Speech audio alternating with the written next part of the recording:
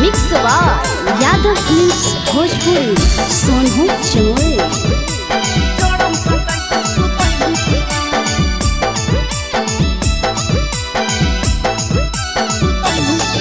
अरे काहे हिलो लाला टपैले रे बोरे से मुहा फुलैले रे।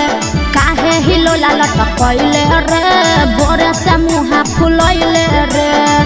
होला हो कि तोरा हमरा बताई भी कि ना आगे मौगी के फरज निभै भी कि ना जान सटाई के सुतई भी कि ना। मौगी के फरज निभै भी कि ना जड़म सटाई के सुतई भी कि ना।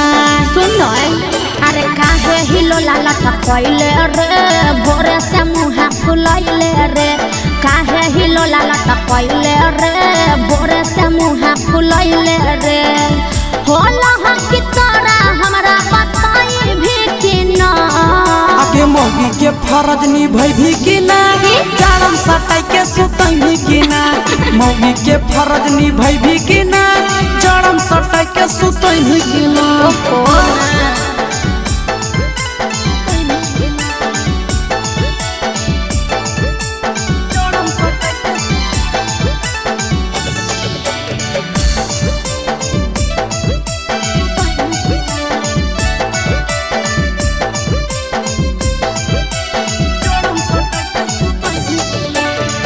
करिले बिहार छाड़ा बाबू से हमर कह के रहे नहीं पारब हमें ठंडी अब असह के।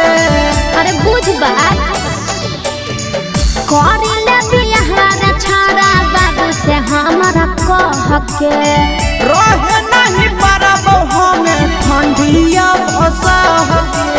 हे रे करे लगी बात बाबू से जाई भी कि ना। करे लगी बात घर मोर जाई भी कि ना।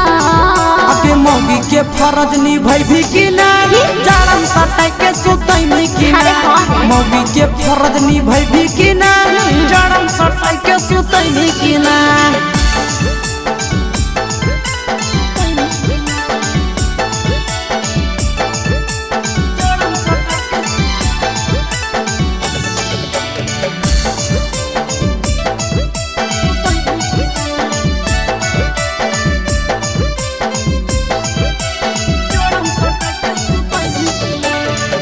करी देव दुख दूर तोरा आशीष नंदन रे।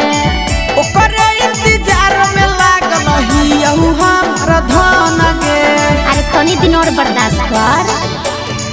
करी देव दुख दूर तोरा विकेश नंदन रे। ओकरे इंतजार में लागल हियहु हमर धन गे। अरे सुन भगवा तोरा जारे छड़ा भगाई भी कि ना। भगवा तोरा जारे छड़ा भगाई भी कि ना। आगे मौगी के फरज निभै भी कि ना जड़म सटाई के सुतई भी कि ना। मौगी के फरज निभै भी कि ना जड़म सटाई के सुतई भी कि ना। अरे शादी तो होई दे।